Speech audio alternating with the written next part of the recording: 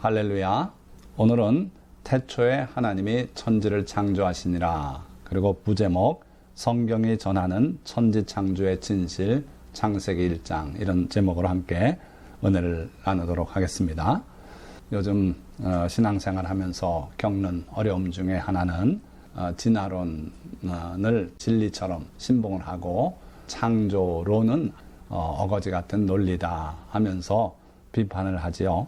그래서 많은 성도님들이 성경이 말씀하는 천지 창조는 동화와 같은 이야기거리로 이렇게 생각하는 분들이 많습니다.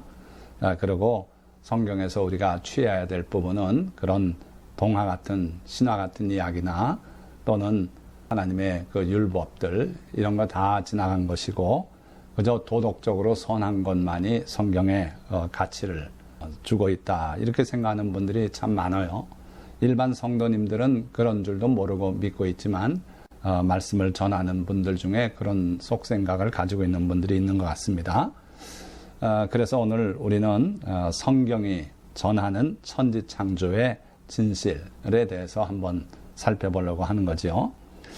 그런데 성경이라고 말씀을 드렸는데 무엇이 성경인가? 여러분들은 지금 각자 가지고 계신 이 성경책 이걸 그냥 성경이라고 쉽게 생각하시죠. 그러나 이것 우리가 가지고 있는 이 성경조차도 사실은 한두 가지가 아니에요. 그래서 우리 대한민국에선 제일 많이 읽히고 또 교회에서 사용되는 성경은 물론 대한성서공에서 번역하고 발행한 개역개정판 한글 성경이 주가 돼 있죠. 벌써 새로 나온 지 19년 거의 20년이 되었습니다. 2001년도에 새로 나왔고요. 그 이전에는 개역성경이라는 것이 있었죠. 둘 사이에 그렇게 큰 차이는 없습니다만은 개역성경만 해도 약간 옛날 분위기가 나죠. 또 그 이전에는 한글 성경이라고 하는 오래된 그런 성경도 있었고요. 그러니까 오늘 현재는 대개 두 성경 중에 하나를 교회에서 택해서 쓰고 있습니다. 대부분은 개역개정판 그리고 일부 교회에서는 아직도 옛날 개역 성경을 쓰고 있고요. 그런가 하면은 또 그걸로 성경이 다가 아니고 대한성서공회에서 역시 주관하고 번역한 새 번역이라는 성경이 있죠. 이거는 현대어로 번역을 했고 그리고 또 성경 원어에 하나하나 단어를 옮기려고 하지 않고 의미를 옮기는데 뜻을 둬서 그렇게 번역한 성경이 새 번역이고 또 그것도 또 개역해가지고 만들어낸 또 새 번역이 있어요. 개정판이라 그러죠. 그런 것이 있는가 하면 또 캐토릭하고 연합을 해서 함께 번역을 한 공동번역이라는 성경도 있고요. 또 그것도 개정판이 나와 있습니다. 그런가 하면 또 일부 특정 교단에서는 자기 교단에서 따로 성경을 번역해서 쓰는 교단도 있고요. 또는 어떤 좀 더 작은 집단은 또 자기네들 나름대로 성경을 번역해서 여러 가지 성경들이 나와 있어요. 그러니까 성경이 어느 한 권에 절대적으로 권위가 부여될 수는 없는 거지만 이렇게 제가끔 다른 번역판들이 있다 하는 것이고요. 또 그래서 우리말 성경만 봐가지고는 의미가 좀 헷갈릴 때 많은 분들이 영어 성경을 참고로 하는데 영어 성경에는 가장 유명한 것이 킹 제임스 버전과 또 NIV라고 하는 두 번역본을 말씀드릴 수 있는데 나머지 또 여러 가지 번역본들이 있죠.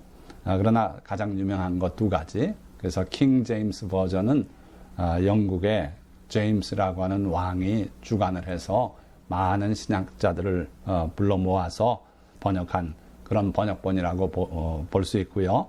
또 그것도 물론 개정판이 나와 있습니다만은 아직도 그 이전에 번역판을 쓰는 분들이 많이 있고 매우 소중한 성경 번역인데요. 왜 그러냐면 그 원어 성경의 단어 하나하나를 정확히 옮기려고 노력해서 만들어낸 성경이기 때문에 그렇습니다.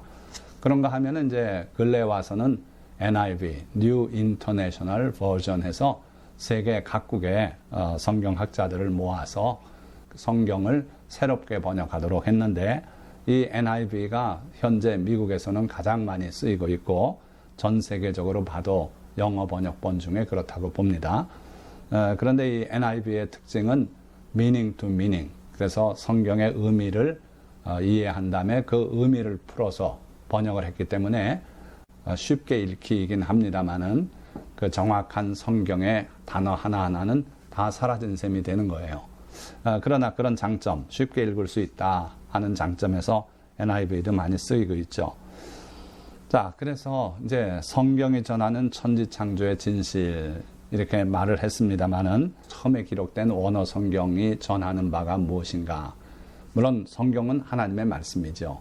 그런데 그 성경에 담겨 있는 하나님의 본 뜻을 우리가 정확히 이해하기 위해서는 우리 개역개정판 성경을 읽으면서도 또 다른 번역본들을 살펴봐야 되고 참고해야 되고 최종적으로는 원어 성경을 봐서 그 의미를 이해해야 옳다 하는 거예요.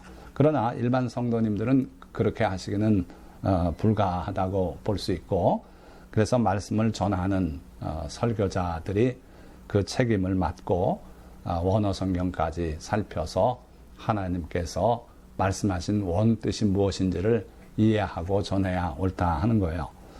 자, 그건 이제 차치하고 또 제가 기회가 있는 대로 더 나중에 말씀을 드리기로 하고, 오늘은 천지창조에 관한 이야기를 말씀드릴 텐데 먼저 저 자신을 잠깐 보충 설명을 해드려야 오늘 설교 이야기가 좋으실 것 같아서, 저는 자연과학을 했던 사람입니다. 그래서 약학 박사학위를 취득하고 충남대학교 약학대학에 교수로 부임을 했고, 제가 연구하고 가르치는 분야는 미생물 면역학 분야였어요.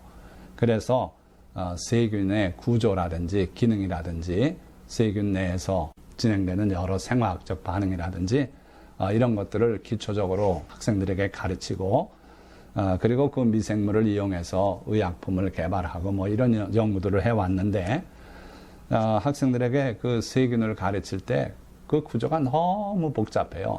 옛날에는 불과 한 100여 년 전만 해도 미생물이 존재하는지조차도 의심을 하고 있던 그런 시대였는데, 지금은 이제 미생물의 존재는 물론이고 그 내부 구조라든지 기능이라든지 이게 완전히 다 밝혀져 있다고 보실 수 있어요.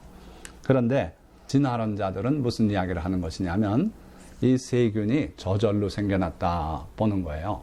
그리고 거기서부터 진화를 해가지고 사람까지 됐다는 것인데, 거기에는 두 개의 빅 갭, 큰 넘을 수 없는 그런 갭을 진화를 하면서 뛰어넘었다고, 그렇게 해야만 성립되는 게 진화론이에요. 그 첫째 갭이 뭐냐면 옛날 원시 지구에서 최초로 그 세균이 저절로 생겨났다는 얘기예요.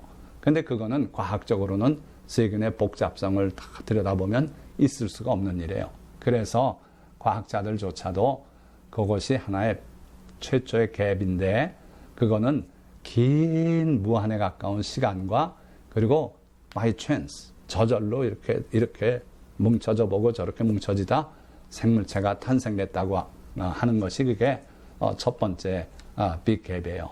그 확률을 계산을 해보니까 보잉 747 그 거대한 비행기의 부품을 쌓아놨는데 태풍이 와가지고 휙 하면서 그게 자동으로 조립돼서 큰 비행기가 만들어졌다는 것보다도 더 있을 수 없는 확률이다. 그런 결론에 도달해 있어요. 자, 그리고 이제 두 번째 갭은 뭐냐면, 우리 인간은 모든 세포가 핵으로 둘러싸인 유전 정보를 가지고 핵 바깥에선 생화학 반응이 일어나고 이런 구조인데, 그걸 진정 핵세포라 그러죠. 유캐리오틱 셀이라 그러는데, 세균은 그런 게 아닙니다. 그냥 하나의 공간 안에 모든 유전 물질과 생화학 반응이 다 일어나요. 그래서 그거는 핵이 있기 전이다 해서 프로캐리오틱 셀이라 그래요. 원생 핵세포다 이렇게 말하는데, 원생 핵세포에서 유캐리오틱 진정 핵세포로 진화하는 이 과정이 두 번째 갭이에요. 그런데 그건 있을 수 없는 가설입니다. 왜 그러냐면 프로캐리오틱 셀과 유캐리오틱 셀은 너무 달라요. 둘 중에 어느 하나이지 중간체가 없습니다. 중간체를 가상하기도 불가해요. 그래서 과학적으로도 진화론자들이 그저 비슷한 거에서 그 다음 단계로 진화했다. 이거는 꾸며낼 수 있는데 이 두 빅갭을 넘는 진화는 설명할 수가 없어요. 그 차이가 너무 뚜렷하기 때문에 항생제라는 것이 가능한 거예요. 항생제는 뭐냐면 프로캐리오틱 셀만이 갖는 그 구조물 같은 것들을 해방해서 균을 죽이는 거예요. 우리 인간, 유캐리오틱 셀을 갖는 생물체는 그 구조물이 없기 때문에 그걸 망가뜨리는 항생제가 우리에게는 해를 주지 않는 거죠. 그런 식으로 프로캐리오틱, 유캐리오틱이 차이가 많은데 그걸 진화론자들은 그건 뭉뚱그려 놓고 그러고 원숭이에서 사람으로 왔다고 이런 식의 설명을 하는 거예요. 젊은이들이 그럼에도 불구하고 그 진화론에 세뇌가 되고 거기에 압도당하고 있어요. 그러나 아무리 간단한 세균이고 또 가장 복잡한 우리 인간 두 존재의 생화학적 세포 내에서 일어나는 모든 내용은 같아요. 그래서 인간의 세포 내에서 일어나는 생화학적 반응을 연구하기 위해선 실험실에서 대장균을 쓰는 거예요.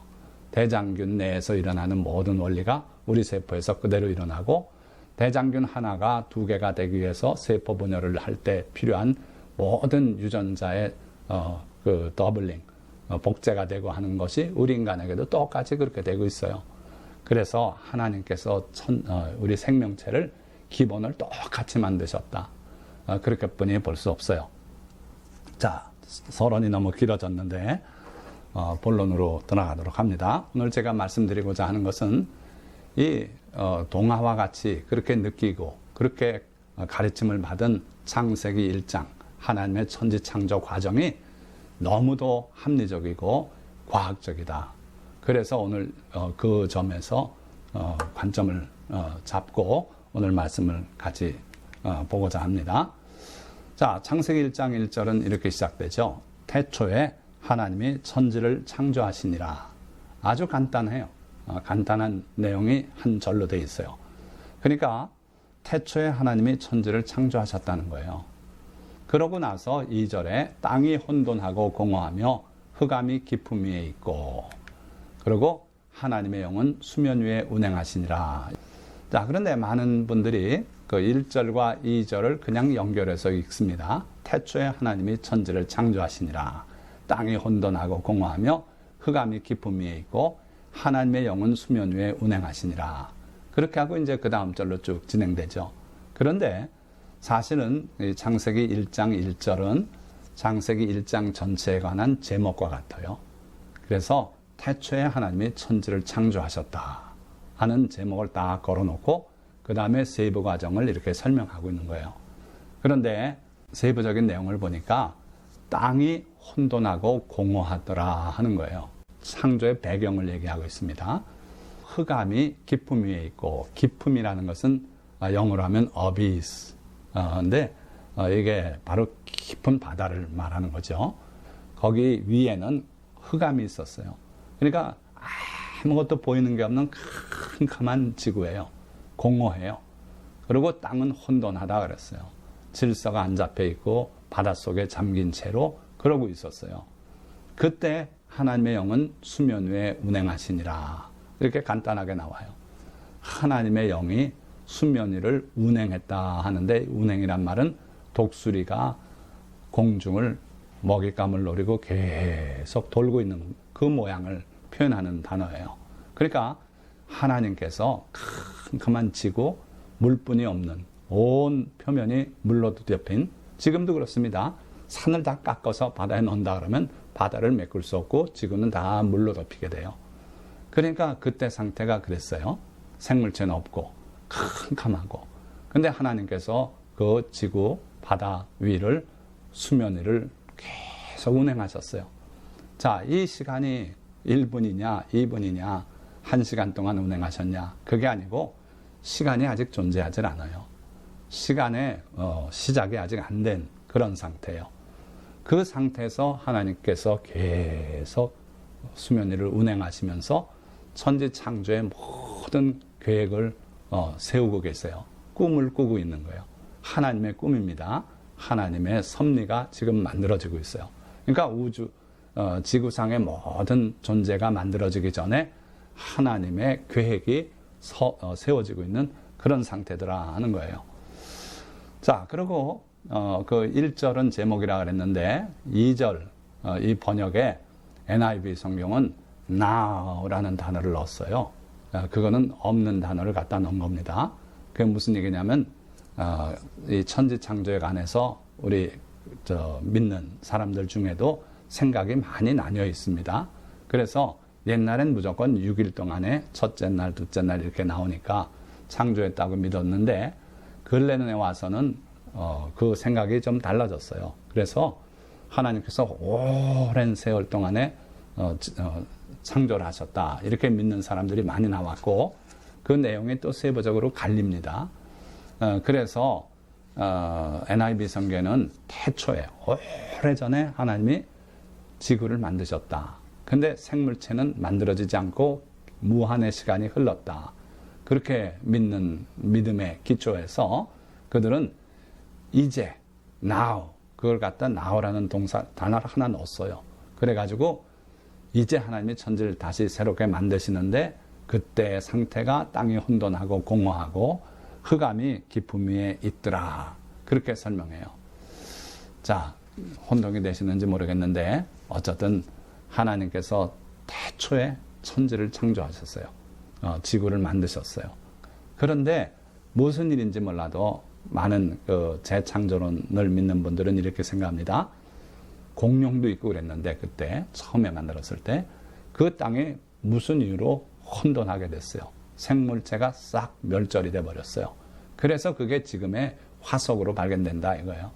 그냥 간단하게 6일 동안 천지 창조되었다고 믿는 분들은 그걸 설명을 못해요. 그거에 대해서는 일체 설명을 안 하려고 그러고 어떤 분들은 그것도 2000년 전의 일이라든지 이렇게 짧은 시간에 있었다고 생각하는데 과학적으로는 그게 안 맞거든요.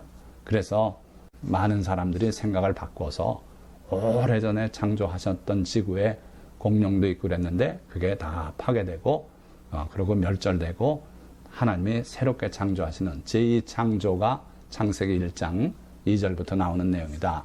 그래서 창세기 1장 1절과 2절 사이가 무척 길고 그 역사는 숨겨져 있다 이렇게 믿는 분들이 이제 많아졌어요. 그건 여러분들의 신앙의 자유입니다. 그래서 하나님의 영이 수면 위에 운행하시니라. 아직 캄캄하죠. 그럴 때 3절 하나님이 이르시되 빛이 있으라 하시니 빛이 있었고 빛이 하나님이 보시기에 좋았더라. 하나님이 빛과 어둠을 나누사 하나님이 빛을 낮이라 부르시고 어둠을 밤이라 부르시니라. 저녁이 되고 아침이 되니 이는 첫째 날이니라. 아시겠지만 하나님이 날짜를 따지는 기준은 저녁부터입니다. 그래서 해가 지면은 그때 새 하루가 시작돼요. 그러고 하루가 밤이 지나고 아침이 되고 낮이 지나고 해서 또다시 해가 질 때 하루가 끝나죠. 우리의 방식과는 좀 달라요. 자, 어찌됐든 하나님께서 이르시되 빛이 있으라 말씀 한번 하니까 빛이 생겨났어요. 이 빛이 있으라 하는 말씀 하시기 전에 하나님은 그 영이 수면 위를 운행하면서 모든 계획을 세우시잖아요. 그런데 생물을 창조하시려고 그러는데 제일 먼저 해야 될 일이 뭐겠느냐 하는 거예요. 여러분들 생각은 어떻습니까? 아무것도 없는 이 지구상에 생물을 식물, 동물, 어류, 조류, 물고기, 새 다 만들고 싶어요. 가장 먼저 만들어줘야 될 게 뭘까요? 빛입니다. 왜냐하면 모든 생물의 그 생명 현상의 근원이 태양 광선에서 오는 그 에너지를 이용하는 거예요. 그래서 지금은 태양이지만 하나님께서 처음으로 빛이 있으라 하신 이 빛은 아직 태양이 아니에요. 그냥 순전한 빛이에요. 그래서 빛을 지으셨어요. 그리고 그 빛이 하나님이 보시기에 좋았더라. 그리고 하나님께서 그 빛과 어둠을 나누셨다 그랬어요. 우리 하나님의 성품이 창세기 1장에 잘 나타나는데 그 중에 큰 성품 중에 하나가 나누시는 하나님이에요. 자, 빛과 어둠은 같이 존재해서는 의미가 없습니다. 빛과 어둠이 어떻게 함께 존재합니까? 빛은 빛이고 어둠은 어둠이에요. 자, 바다와 육지가 떨어져 있으면 육지도 아름답고 바다도 바다의 기능을 해요. 근데 뒤집어 다 뒤섞여지면 진흙탕뿐이 안 되는 거예요. 그래서 하나님은 육지와 바다를 나누셨고 빛과 어둠을 나누시고 이렇게 나누기를 자꾸 해가세요. 그래서 우리도 하나님의 그 성품을 그대로 받은 존재이기 때문에 그리스도인들은 악과 분리가 되는 거예요. 옳은 거예요. 거기서 뒤섞여 있다면은 우리가 하나님의 자녀의 기능을 발휘할 수 없고 하나님을 기쁘시게 할 수 없기 때문입니다. 자, 하나님이 빛과 어둠을 나누사 빛을 낮이라 부르시고 어둠을 밤이라 부르시니라. 우리 하나님은 나누실 뿐만 아니라 또 이름을 주시는 하나님이에요. 우리의 이름은 내 존재의 의미를 나타내는 그런 기능을 발휘해요. 그래서 저는 정경수인데 공경할 경자의 목숨 숫자. 내 부모를 공경하라. 그리하면 내가 땅에서 잘되고 장수하리라. 하나님의 계명 있지 않습니까? 10계명. 그거를 줄여서 공경하라, 장수하리라 해서 경수예요.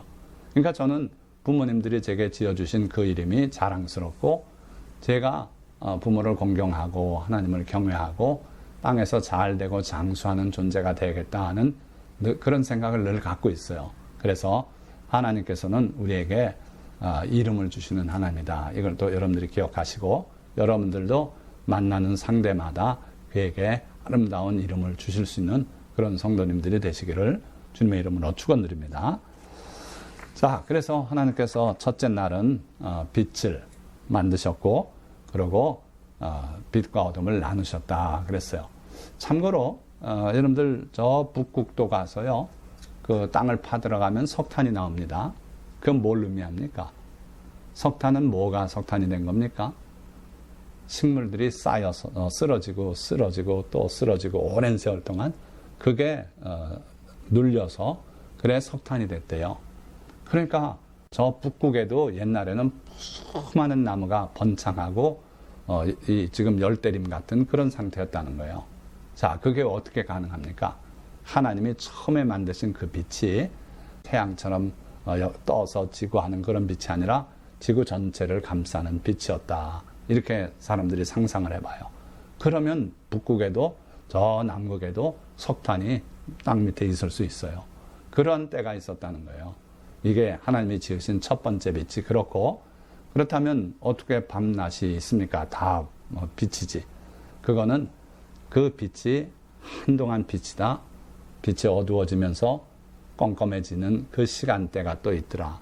그래서 밤이었다, 낮이었다, 밤이었다, 낮이었다. 이렇게 주기적으로 빛이 밝았다, 어두워졌다, 그랬을 것이다.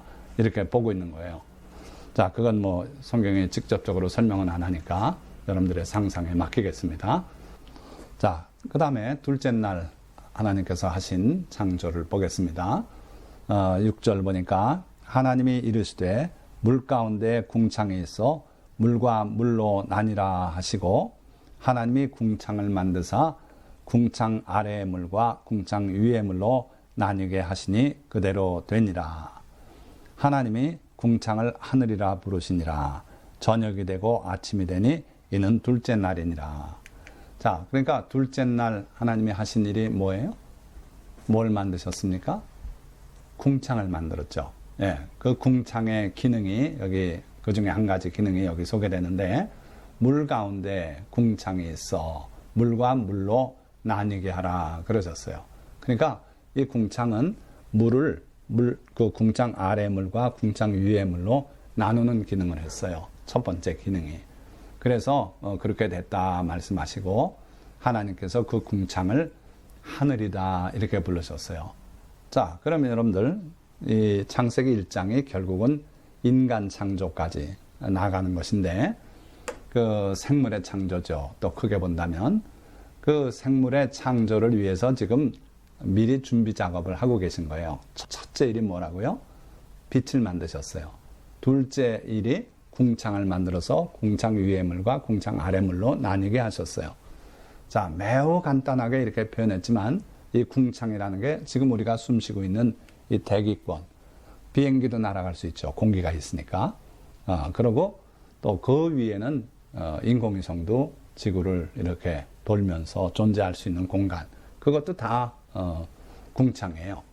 그런데 물이 이제 궁창 아래의 물, 원래 지구를 덮고 있었던 그 물과 그리고 그 궁창 위에 떠도는 물, 이런 것들로 나눠졌어요.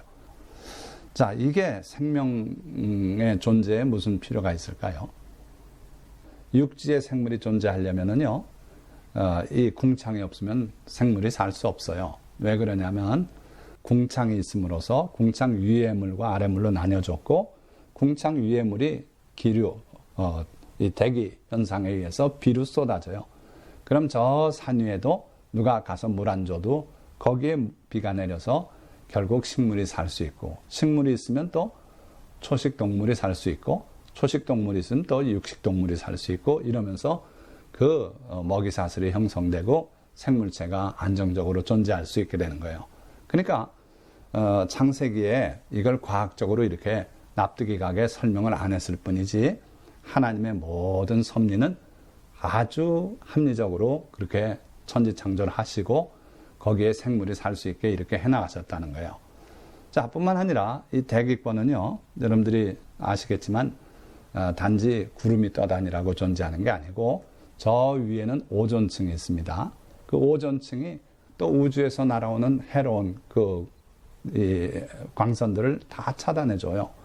그래서 하나님께서는 이 궁창을 펼칠 때 그것을 기상현상을 나타나게 해서 물 공급할 수 있는 수단으로도 세우셨고, 그 다음에 또 우주에서 날아 들어오는 그 살인광선 같은 것들을 다 차단해서 안정적으로 생물이 살아갈 수 있게 그런 보호장치로서 이 궁창을 두셨던 거라고 볼 수 있는 거예요.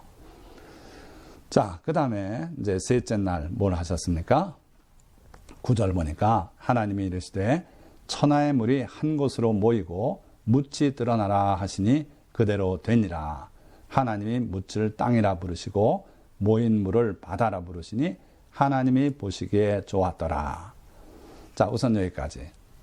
첫째는 셋째 날에 첫 번째 하신 일은 모든 물을 한 곳으로 모여라. 그러고 땅은 드러나라. 땅이 솟구치라는 거예요. 그래서 지금 세계 어느 곳을 가든지 높은 산맥이 있다면 알프스 산맥, 히말라야 산맥, 로키 산맥 어디 가나 예외가 없어요. 땅들이 다 융기했어요. 솟아 올라왔어요. 그러면서 깎여서 절벽도 생기고 그런 지질학적인 설명이 다 그거예요. 땅이 솟구쳤어요. 하나님의 말씀대로 물은 한 곳으로 모이고 땅은 드러나라, 솟구쳐라. 그래가지고 이 지구상에 이전에 없었던 육지가 생겼어요. 이전엔 뭐였다고요?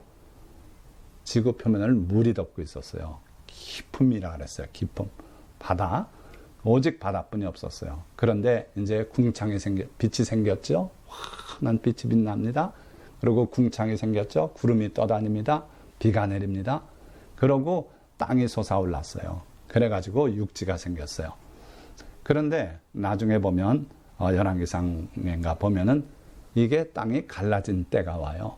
그게 옛날엔 도저히 믿지 못했죠. 땅이 뭘 갈라져. 그런데 과학적으로 연구해 보니까 이전에 땅이 한 덩어리였어요. 그런데 이 판때기가 나뉘어져서 아프리카하고 저 남미하고 갖다 붙여보면 딱 맞아요. 오스트레일리아가 갖다 붙여보면 거기에 들어맞고 해서 전체가 한 판이었다는 걸 알 수 있어요. 그러니까 과학은 세월이 흘러서 20세기 지나서야 이제 그걸 알게 됐지만 성경은 땅이 하나고 바다도 하나였다고 분명히 우리에게 알 수 있게 그렇게 배경 설명을 하고 있는 거예요. 자, 그래서 땅이 드러나서 그래가지고 육지가 되고 이렇게 됐는데 하나님께서 그 묻을 땅이라 부르시고 모인 물을 바다라 부르시니 하나님이 보시기에 좋았더라. 이전에 지구를 온통 덮고 있던 그 물은 바다라고 안 그러셨어요. 보기도 좋지 않았고 그걸 갖다 깊음이라고만 표현하셨어요. 그런데 이제 육지와 바다가 갈라지니까 다 좋아요. 바다도 보기 좋고 육지도 보기 좋아요. 이렇게 그 특성이 같은 것끼리 모일 때 그게 오히려 더 아름다워질 수 있어요. 그때 하나님께서 그 아름다운 바다를 보고 바다다. 그리고 그 아름다운 땅을 보고 그걸 땅이라고 이렇게 부르셨다는 거예요. 자, 그 다음에 셋째 날의 후반부에 하신 일이 11절부터 나옵니다. 하나님이 이르시되 땅은 풀과 씨 맺는 채소와 각기 종류대로 씨 가진 열매 맺는 나무를 내라 하시니 그대로 되어 땅이 풀과 각기 종류대로 씨 맺는 채소와 각기 종류대로 씨 가진 열매 맺는 나무를 내니 하나님이 보시기에 좋았더라. 저녁이 되고 아침이 되니 이는 셋째 날이니라. 자, 세 번째 날 그 후반부에 한 것이 식물을 만들어내신 거예요. 하나님께서 말씀하신 천지 창조의 그 과정이 얼마나 합리적인지 여러분들 이제 좀 느낌이 오십니까? 처음엔 빛으로, 빛이 없으면 식물은 존재 못해요. 식물은 광합성을 하거든요. 그게 없으면 식물은 살 수 없어요. 그러니까 하나님께서 먼저 주기적으로 빛나는 그러한 빛, 이걸 만드시고, 그러고 생물들이 살 수 있도록 기상현상이 나타나는 그런 궁창을 만드셨고, 비로소 구름이 떠다니면서 비를 내리고, 그러고 땅이 솟구쳐 올라서 육지가 되고, 그러고 거기에 이제 식물을 만드셨어요. 자, 이 식물이 없이는 동물은 존재할 수가 없어요. 하나님께서 식물을 먼저 만드셨다는 게 이 성경이 전하는 그 창조의 순서예요. 자, 그 다음에 넷째 날 하나님이 14절이죠. 하나님이 이르시되 하늘의 궁창에 광명체들이 있어 낮과 밤을 나뉘게 하고 그것들로 징조와 계절과 날과 해를 이루게 하라. 또 광명체들이 하늘의 궁창에 있어 땅을 비추라 하시니 그대로 되니라. 자, 넷째 날 한 일이 광명체들을 만들었어요. 그래서 하늘에 있는 광명체들이 비로소 시간의 흐름을 만들어냅니다. 그래서 낮과 밤을 나뉘게 하고 징조를 나타내고 계절과 날과 해를 이루게 하라. 그러니까 이전에는 전체를 감싸는 빛이 있었는데 이제 하나님께서 그거를 폐하시면서 이 궁창에 있는 광명체로 바꾸십니다. 그래서 큰 광명체가 둘이 생기는데 그게 하나는 해고 하나는 달이죠. 그래서 16절 하나님이 두 큰 광명체를 만드사 큰 광명체로 낮을 주관하게 하시고 작은 광명체로 밤을 주관하게 하시며 또 별들을 만드시고 하나님이 그것들을 하늘의 궁창에 두어 17절 땅을 비추게 하시며 18절 낮과 밤을 주관하게 하시고 빛과 어둠을 나누게 하시니 하나님이 보시기에 좋았더라. 저녁이 되고 아침이 되니 이는 넷째 날이니라. 자, 그래서 첫째 날 하신 빛은 이 태양빛이 아닌 걸 여러분들이 기억하셔야 돼요. 그래서 하나님이 태양은 넷째 날에 만드십니다. 큰 낮을 주관하는 큰 광명체가 해고 또 밤을 주관하는 작은 광명체가 달이고 그리고 별들 이렇게 만드셨죠. 자, 그 다음에 다시 또 생물체 창조로 진행이 되는데 20절에 보니까 하나님이 이르시되 물들은 생물을 번성하게 하라. 땅 위 하늘의 궁창에는 새가 나르라 하시고 하나님이 큰 바다 짐승들과 물에서 번성하여 움직이는 모든 생물을 그 종류대로 날개 있는 모든 새를 그 종류대로 창조하시니 하나님이 보시기에 좋았더라. 자, 다섯째 날은 뭘 만드셨어요? 물에 있는 생명체 그리고 공중을 나는 새들 여기까지 창조하셨어요. 자, 창조는 며칠 만에 됩니까? 6일 만에. 그러니까 다섯째 날은 바로 마지막 창조 바로 전날이에요. 그래서 본격적인 생물체를 만드시는데 이제 동물이 만들어져요. 그래서 물들은 생물을 번성하게 하라. 생명 현상의 기본은 물입니다. 그래서 물 속에서 생물체가 만들어지는데 하나님께서 창세기에 설명 안 하신 것은 미생물의 창조예요. 이 미생물은 벌써부터 만들어졌을 거라고 봐요. 왜 그러냐면 이 조류들이 광합성을 해서 산소를 발생시켜서 이 대기권이 산소가 들어차게 됩니다.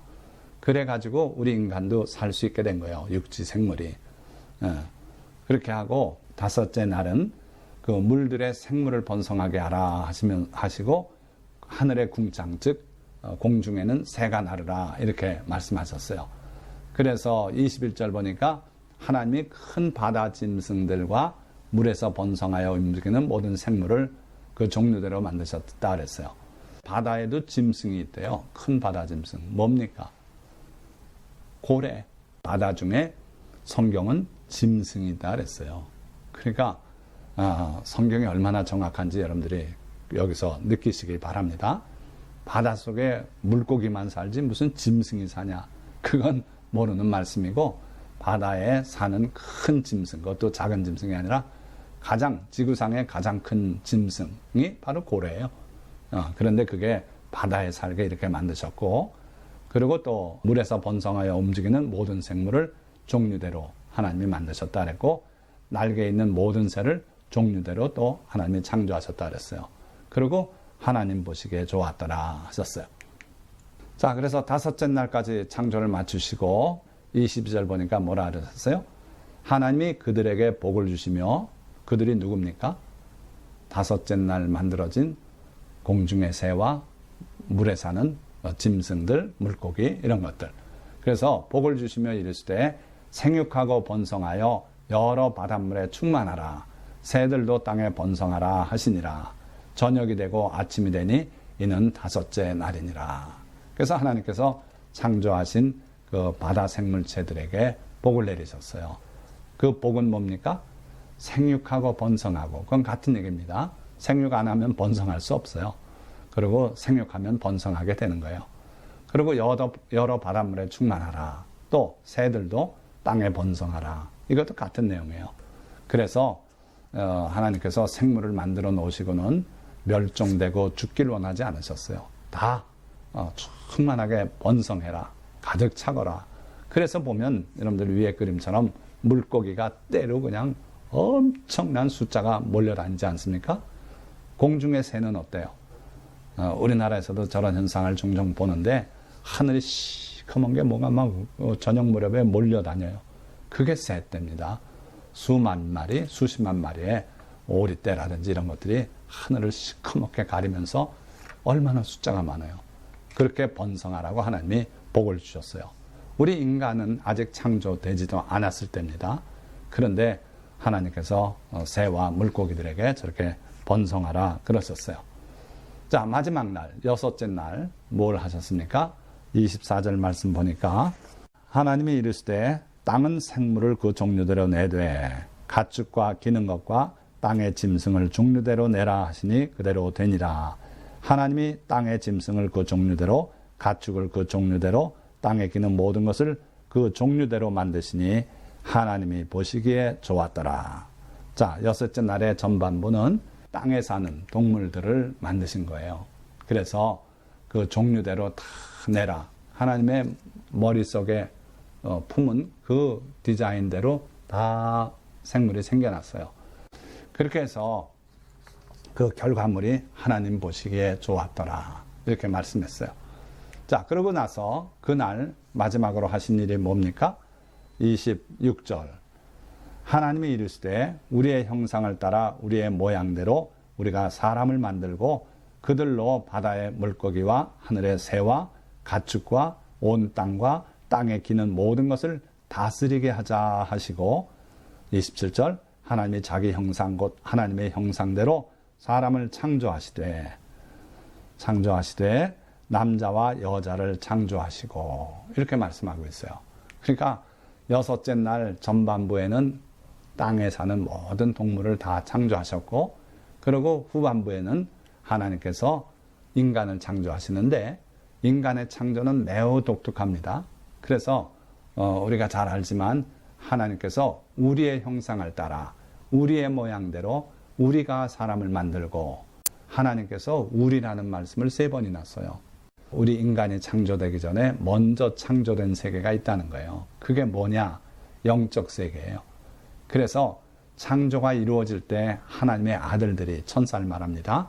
그 하나님의 창조하시는 그 진행되는 작업을 보면서 기뻐 박수하고 찬양하고 노래하고 그랬다 그랬어요. 그러니까 여기에 우리의 형상, 우리의 모양 그랬다고 해서 하나님이 여러 분 계시다는 건 아니에요. 하나님은 한 분이세요.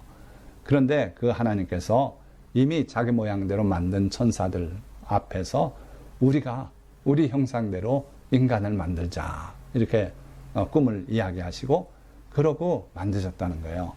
다만 여기서 또 우리가 유념해야 될 거는 그 인간의 창조의 목적이 정확히 나와요. 다스리게 하자는 거예요. 우리 인간은 하나님을 대리해서 하나님의 모양과 형상을 가지고 그러고서 다른 생물들을 다스리는 자가 된다는 거예요. 그래서 27절 하나님이 자기 형상 곧 하나님의 형상대로 사람을 창조하시되, 여기 보세요. 하나님이 실제 인간을 창조할 때는 단수예요. 자기 형상, 자기 모습대로 그렇게 해서 창조하셨는데 남자와 여자를 창조하셨다 그랬어요. 자, 그러시면서 하나님께서 복을 또 내리십니다. 하나님이 그들에게 복을 주시며 하나님이 그들에게 이르시되 생육하고 번성하여 땅에 충만하라. 땅을 정복하라. 바다의 물고기와 하늘의 새와 땅에 움직이는 모든 생물을 다스리라 하시니라. 자, 하나님께서 이 사람을 지으시고 그들에게 축복을 내리시는데 아까 물고기와 새들에게 축복하셨던 것과 같은 그런 축복이 있고 또 그것보다 뛰어난 축복들이 있습니다. 첫째로 생육하고 번성하여 땅에 충만하라. 이것들은 앞에서 물고기와 새들에게 내리신 축복과 같아요. 그래서 이 하나님의 축복이 빈말이 아니었던 것이 이 옆에 그림 보십시오. 저 길게 내려온 것이 이태리고 위에 프랑스 뭐 이쪽이 다 보이는데 밤에 찍은 인공위성 사진이죠. 온 세상이 밝은 빛으로 빛나요. 그러니까 인류가 지금 얼마나 번성해서 이 하나님이 창조하신 지구 표면에 가득 찼는지 알 수 있어요. 그러니까 하나님께서 인간에게 내려주신 생육하고 번성하여 땅에 충만하라. 이 축복은 문자 그대로 이루어졌어요. 그래서 이 성경이 하나님의 말씀인 걸 우리가 믿을 수 있는 거예요. 자, 그 다음에 또 땅을 정복하라 그랬어요. 그러니까 다른 생물체들에게도 번성하여 땅에 충만하라 그러셨는데 그 위에 산다고 해서 땅을 정복한 게 아닙니다. 그러나 인간에게는 땅을 정복할 권한을 주셨어요. 그러니까 아무리 우람해 보이고 신성해 보이는 그 산이라도 필요하다면 밑으로 터널을 뚫을 수 있는 권리를 우리에게 주셨어요. 바다가 아무리 망망하고 끝없어 보여도 필요하다면 그 위로 다리를 놓거나 또는 지하 터널을 뚫고 프랑스와 영국이 서로 오가는 거예요. 떼제배가 글로 쏜살같이 달려서 런던에 가서 내리지 않습니까? 그렇게 하나님이 하라 그러신 거예요. 그래서 인간에게는 이러한 특별한 복을 주셨고, 그리고 또 하나 나아가서 바다의 물고기와 하늘의 새와 땅에 움직이는 모든 생물을 다스리라. 그래서 생물체 중에 가장 머리되는 존재로 우리 인간을 세우신 거예요. 그래서 시편 8편에도 인간이 무엇이기에, 인자가 무엇이기에 하나님께서 그를 생각하십니까? 영화와 종기로 관을 씌우시고 그리고 모든 육축들을 그 발 아래 두시고 천사보다 조금 못하게 하셨다. 그렇게 고백하고 있어요. 그래서 여러분들 예수 믿는 분들 또 안 믿는 분도 오늘 이 설교를 들으시고 여러분들이 하나님의 자녀로 다시 그 지위를 회복하면 이와 같은 축복을 그대로 누리고 산다는 거예요. 그래서 우리는 모든 생물을 다스릴 권세가 있다. 그 생물체에게 굴복하고 뭐 큰 뱀을 숭상하고 엎드려 절하고 그래서는 안 되는 거예요. 인간은 하나님을 대리하는 그러한 대리자로서 모든 생물을 다스리고 땅을 정복하고 할 그런 권세가 있고 그리고 또 그런 책무가 있는 겁니다. 그래서 하나님을 대리하는 그런 존귀한 존재로 여러분들 자신을 새롭게 보시는 시각이 생기길 축원드립니다. 자, 그러면서 먹을거리를 하나님이 말씀해요. 29절 하나님이 이르시되 내가 온 지면에 씨 맺는 모든 채소와 씨 가진 열매 맺는 모든 나무를 너희에게 주노니 너희의 먹을거리가 되리라. 이 인간의 먹거리는 시대에 따라 조금씩 달라지는데 애초에 하나님이 인간을 창조하셨을 때는 우리는 채식주의자로 이렇게 하나님이 섭리하셨어요. 또 땅의 모든 짐승과 하늘의 모든 새와 생명이 있어 땅에 기는 모든 것에게는 내가 모든 푸른 풀을 먹을거리로 주노라 하시니 그대로 되니라. 그러니까 하나님의 말씀은 말씀하신 그대로 이루어지는 거예요. 그래서 우리가 하나님의 말씀대로 순종하고 말씀을 존중하고 사는 것이 우리에게도 복이 되고 하나님의 축복을 불러내리는 길이 될 줄 믿습니다. 자, 그래서 하나님이 지으신 그 모든 것을 보시니 보시기에 심히 좋았더라. 결론이에요. 다 창조하시고 나서 보니까 보시기에 심히 좋았더라. 하나님의 하시는 일은요, 도중에 우리가 이해가 안 되는 경우들이 있어요. 그러나 끝까지 하나님의 그 하시는 일이 다 성취되도록 우리가 참고 기다리면 결과적으로 보시기에 심히 좋았더라. 자, 말씀을 정리할까 합니다. 오늘 우리가 창세기 1장을 통해서 하나님께서 천지 창조를 해가신 과정이 얼마나 합리적인지 우리가 봤습니다. 자, 그리고 하나님께서 또 우리에게 복을 내리시는 그 내용을 또 우리가 봤습니다. 그리고 하나님의 성품이 어떠한 분이신가 가르고 이름을 주시고 복 내리시는 그런 분이시라는 걸 우리가 또 봤습니다. 자, 그러면 이제 우리의 마땅한 자세는 무엇일까? 이 말씀으로 말씀을 맺고자 합니다. 자, 천지 만물을 지으신 창조주 하나님과 그의 말씀을 굳게 믿고 창조주 하나님을 부인하는 진화론에 압도당하지 말고 살아야 합니다. 너무도 진화론이 당당하게 우리를 부여잡고 세뇌를 하고 하니까 거기에 압도당해서 하나님의 말씀은 동화처럼 여기는 분들이 많이 있다 그랬어요. 그러나 하나님의 말씀은 가장 합리적인 말씀이다 하는 걸 기억하시기 바라고, 우리에게 주신 하나님의 형상과 모양을 감사하고 땅을 정복하고 모든 생물을 다스리라 하셨으니 하나님의 영으로 우리를 창조하신 생명이 된 우리 인간은 하나님의 자녀답게 당당하게 살아가야 될 줄 믿습니다. 다른 생물들은 단지 흙에서 창조되고 그리고 끝나면 또 흙으로 돌아가고 말아요. 그러나 인간은 하나님께서 흙으로 창조하시고 그 코에다 생기를 불어넣어서 그래서 생명이 되었다 그랬어요. 그래서 영생할 수 있는 존재로 사실은 바탕을 갖춰진 거예요. 우리 마음속에는 영생을 사모하는 마음까지 주셨다 그랬어요. 그래서 우리가 땅을 정복하고 모든 생물을 다스리고 그리고 하나님의 모습을 가지고 하나님의 자녀답게 그렇게 살아가셔야 될 줄 믿습니다. 자, 이 모든 은혜가 예수 그리스도 통해서 회복된 것임을 기억하시기 바라요. 아담과 하와가 타락하고 선악과를 따먹고 쫓겨날 때 이 권리를 사실은 다 잃었다고 볼 수 있어요. 그런데 예수 그리스도께서 오셔서 우리를 위해서 대속하심으로 우리가 다시 하나님의 자녀로 회복되고 그를 믿는 자마다 멸망치 않고 영생을 얻겠다고 하셨고 또 그를 영접하는 자는 하나님의 자녀가 되는 권세를 주셨다 그랬어요. 그래서 예수 그리스도 통해서 회복된 것임을 꼭 기억하시기 바라요. 그래서 늘 감사하고 그 은혜를 세상에 널리 전하며 살아가시기를 주님의 이름으로 축원드립니다. 기도드리겠습니다.